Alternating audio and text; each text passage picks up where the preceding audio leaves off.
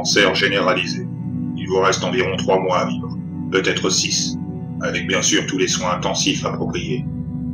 M'avait annoncé fatalement le médecin, sans même un regard de compassion. À la suite de cette terrible nouvelle, je sentis le monde autour de moi qui s'écroulait. Accablé par mon triste sort, la voix du docteur m'était devenue insupportable, me donnant l'impression d'écouter une station radio mal réglée. Je pensais bien entendu à ma famille, qui allait être meurtrie et à tout le chagrin que cette annonce allait provoquer. Je réussis à sortir un instant de mes réflexions mortuaires, notamment lorsque le médecin m'interpella au sujet de mes futurs obsèques. Je n'aimerais pas trop vous brusquer dans un tel moment. Cependant, il faudrait que vous pensiez dès maintenant, à savoir tout ce qui va concerner l'organisation de votre enterrement. Évidemment que je vais y penser. Je ne vais pas me laisser pourrir sur mon rocking chair. Mettons l'histoire d'enterrement traditionnel. Je serais enfermé dans une boîte à chaussures 6 pieds sous terre. Alors ça, il n'en sera pas question. Pensais-je en mon fort intérieur. Vous avez, je suppose, déjà entendu parler de la société Eternity. Demandai-je à mon tour au docteur. À la suite de ce nom. Après avoir ôté ses petites lunettes, il m'avait fixé d'un air suspicieux. Écoutez, monsieur... Il cherchait du regard sur son bureau mon dossier, où mon nom y était inscrit, et je lui fis gagner du temps en l'énonçant à sa place. Griffith. Arnaud Griffith. Oui, monsieur Griffith, c'est exact. Écoutez, si je peux vous donner un seul conseil, ne mettez jamais les pieds dans cet organisme.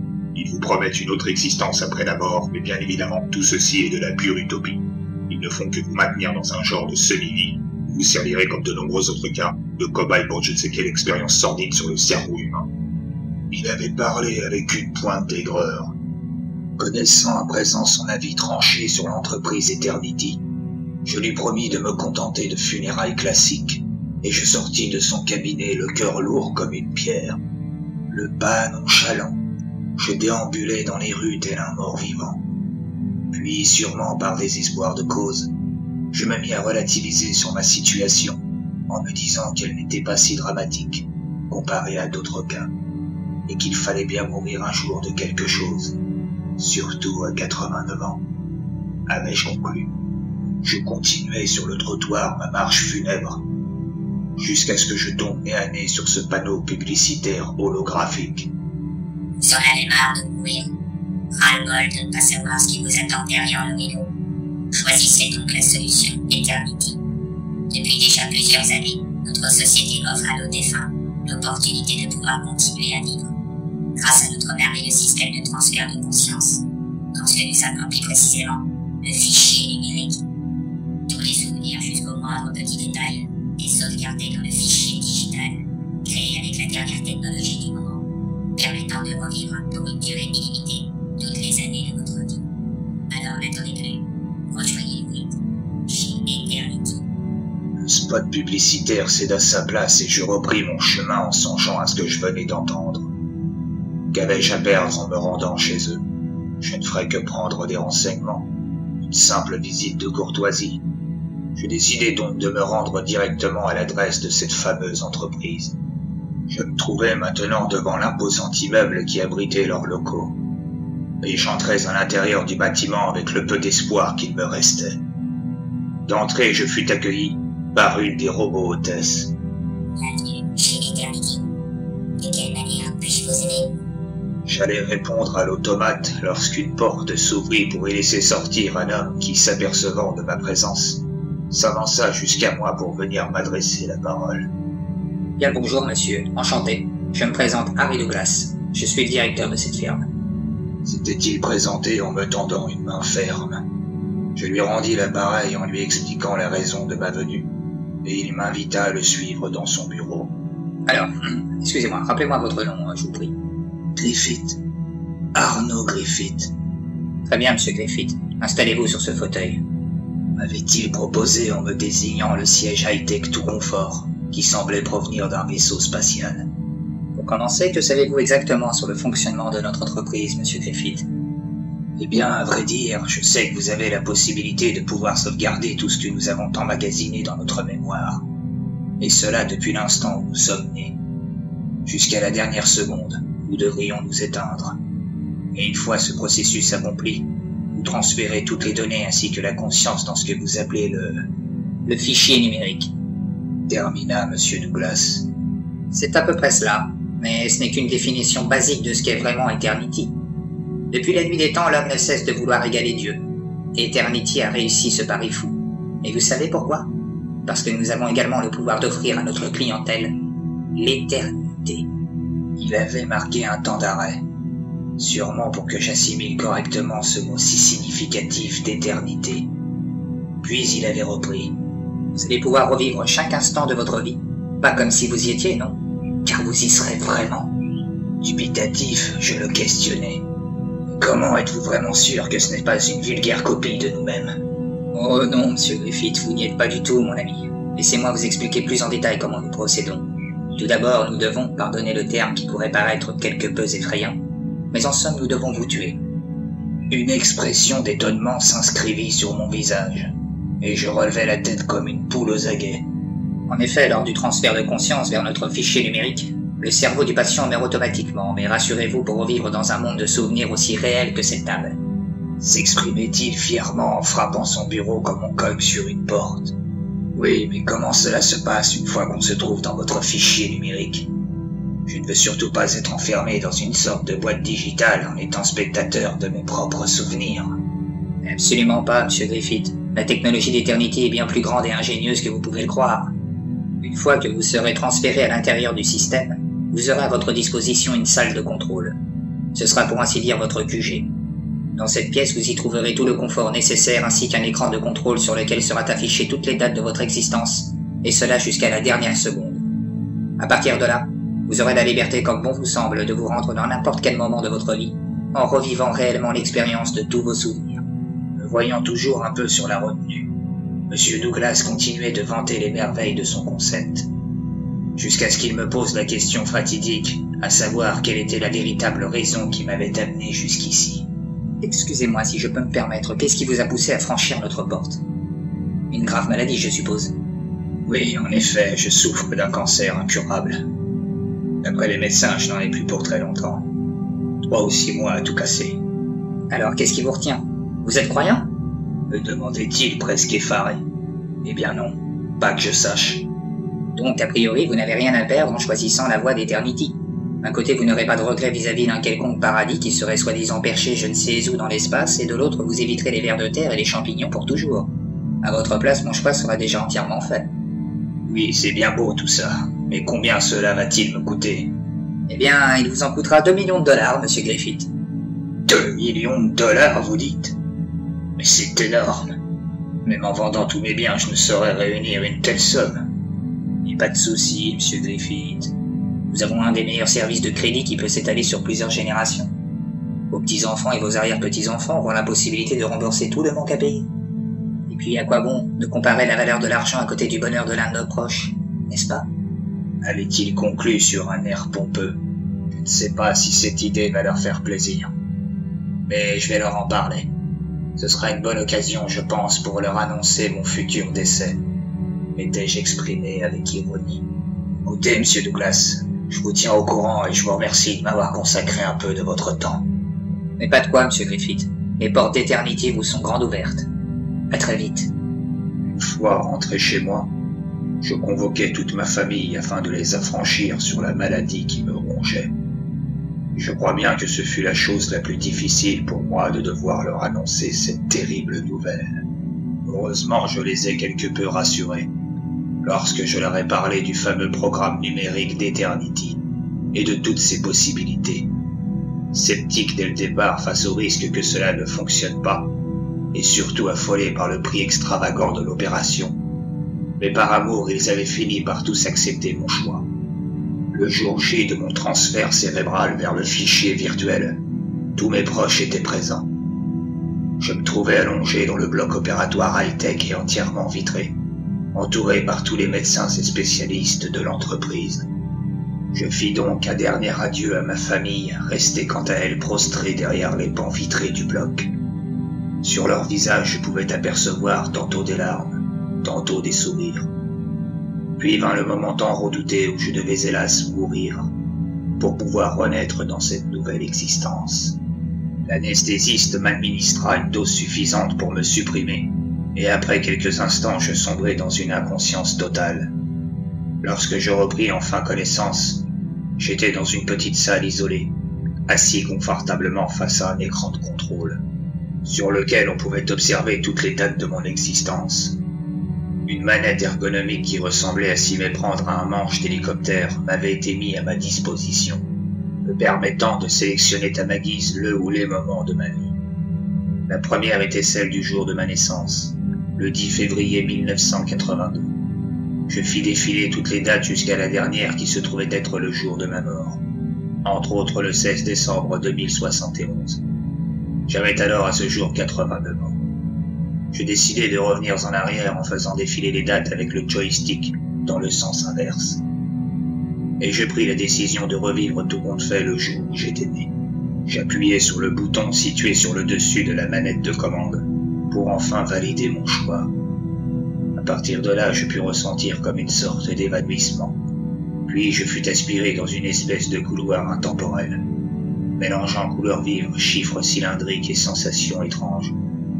Quelques instants plus tard, je repris totalement mes esprits, et ma foi, ce fut assez terrible, car le fait de devoir revivre le moment de ma naissance a été pour moi une expérience des plus difficiles. En effet, mon petit corps d'asticot était encore dans les entrailles de ma mère, tandis que ma petite tête d'escargot était quant à elle déjà libre.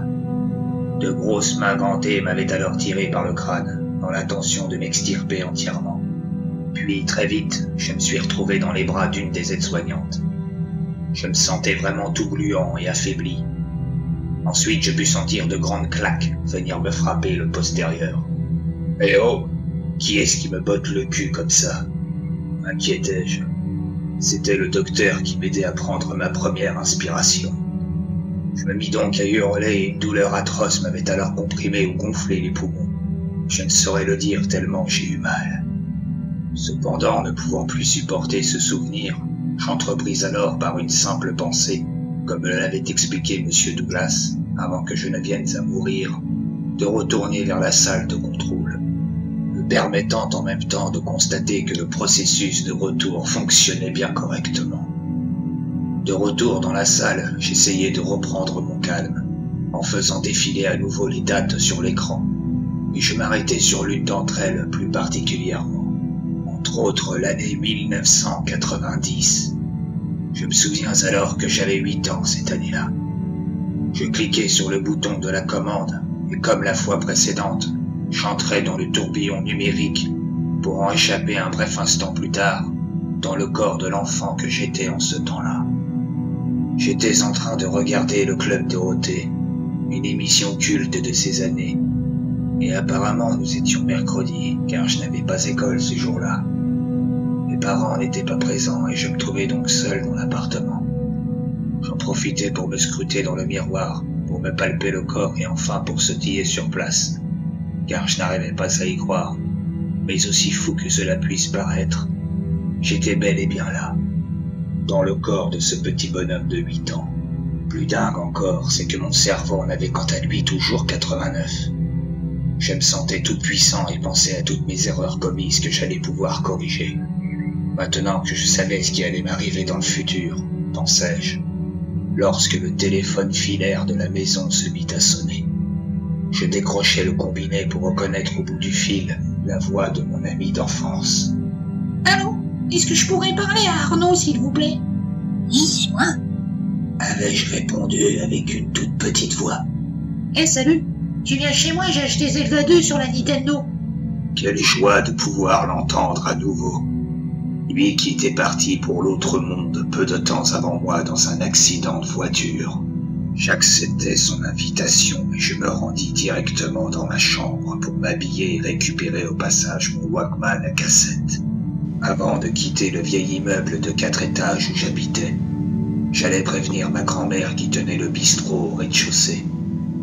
Je lui fis un énorme câlin et oh mon Dieu qu'il était bon de retrouver ses bons bras potelés et moelleux, les joues baignées de larmes. Je profitais de cet instant comme si c'était le dernier. Puis, s'inquiétant de mon état quelque peu chagrinant, Je prétextai une malheureuse chute dans les escaliers. Elle me frotta le dos comme elle avait l'habitude de faire pour me revigorer, et je l'embrassai tendrement avant de partir rejoindre mon ami. Sur le chemin, j'observais tout ce qui m'entourait et tout me semblait effectivement plus que réel. Les rues, les individus et les sensations, tout était vraiment incroyable. Le casque de mon Walkman sur les oreilles, je courais avec hâte jusque chez mon ami. Lorsque je le retrouvai, je ne pus m'empêcher une nouvelle fois d'avoir les larmes aux yeux. « Et pourquoi tu chiales ?» m'avait-il demandé. Je trouvai ma foi une nouvelle excuse et nous passâmes l'après-midi ensemble à jouer aux jeux vidéo. Jusqu'à ce que mon ami, au bout de plusieurs parties, s'absente pour revenir quelques instants après, avec un tabouret orange de style 70s, en forme circulaire.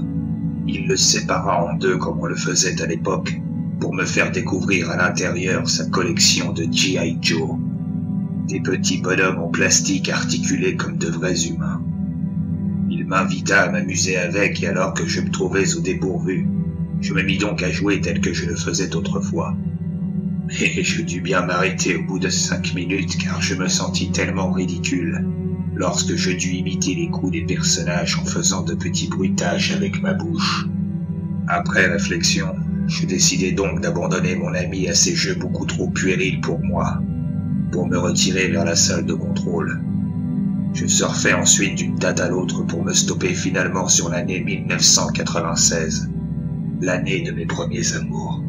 Je sélectionnai ce choix pour me retrouver instantanément main dans la main avec ma petite amie de l'époque. Nous marchions en direction du cinéma du quartier pour aller voir, je me rappelle ce jour-là, le film Scream de Wes Craven. Afin de tester les limites de mon nouveau monde, je décidai tout compte fait de modifier ce souvenir en choisissant d'aller voir un autre film, un long métrage que je n'aurais jamais vu.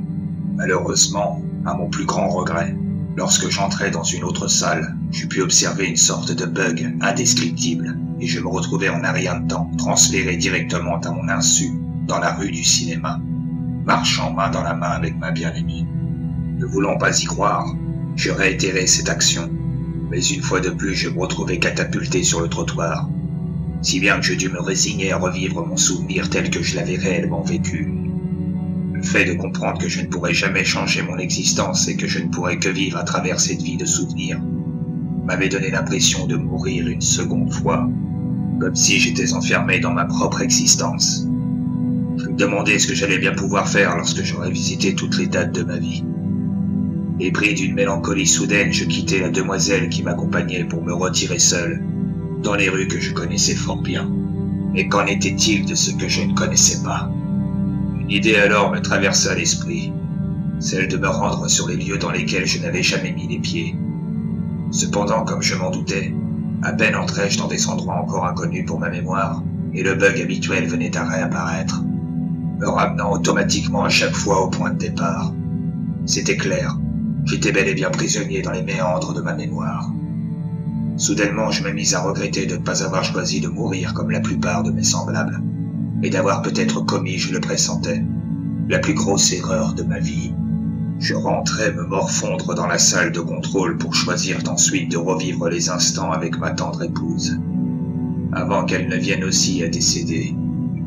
Je fus rempli de joie lorsque je pus la voir tout sourire et en pleine forme courir dans ma direction.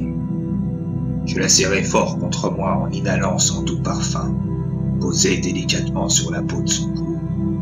Nous nous embrassâmes pour me laisser ensuite transporter par tous ces merveilleux moments avec elle. Les jours, les semaines, les mois peut-être passèrent, je ne sais plus vraiment, car tout ceci n'avait plus aucun sens pour moi, car j'avais hélas épuisé tout l'intérêt que je pouvais avoir sur toutes les parties de ma vie. Pourtant, je restais auprès de ma moitié, essayant malgré tout, et à vrai dire, je n'avais pas vraiment le choix, de continuer à vivre dans ce monde virtuel. Très souvent, je me surprenais à penser à la mort, mais il m'était impossible de me supprimer. Toutes les fois où j'avais tenté de me suicider, j'étais retourné inlassablement dans la salle de contrôle. Il n'y avait absolument aucune solution pour mon cas. J'étais condamné à revivre en boucle mon existence. Pendant ce temps, dans les locaux d'Eternity, une nouvelle venait de faire l'effet d'une véritable bombe. Ah salut Karl, comment tu vas? Eh bien un cran comme tout le monde. Tu m'étonnes. Depuis l'incarcération de Monsieur Douglas pour abus de confiance et détournement de fonds, c'est toute l'entreprise qui est maintenant bouleversée. Sinon, tu es au courant des nouvelles consignes de la direction? Un peu, regarde. Je dois détruire tous les dossiers et toute trace de nos clients. Ah oui, en effet, je vois ça. Dis-moi, je suis à la bourre pour aller chercher mes petits morpions à l'école. Est-ce que tu pourrais t'occuper de celui-ci en même temps? Un certain Arnaud Griffith. Ok, ça roule. Merci à toi, collègue. Je t'en vaudrai ça. Mais attends une minute. Lorsque tu détruis leur système numérique, tu supprimes bien leur conscience en même temps, rassure-moi. Évidemment, quelle question. Arnaud Griffith marchait tranquillement dans l'un de ses souvenirs, un sac de course à la main, quand il put apercevoir au-dessus de sa tête d'énormes nuages grisâtres, qui enveloppaient dangereusement le ciel. Très rapidement, l'obscurité prit place pour venir le plonger dans une terrible crise d'angoisse. Complètement apeuré, il se mit à courir dans tous les sens pour tenter de trouver une issue entre autres à ce néant. Cependant, il se trouvait bel et bien prisonnier par celui-ci, avec plus aucune structure autour de lui. Le vide intersidéral. Mais où êtes-vous donc tous passés? Je ne vois plus rien, je ne sens plus rien. Aidez-moi, je vous en prie, je suis seul dans ce noir. Vous avez tout effacé, bande de fous. Mais oh mon Dieu, je suis toujours conscient. Faites-moi sortir. Faites-moi sortir.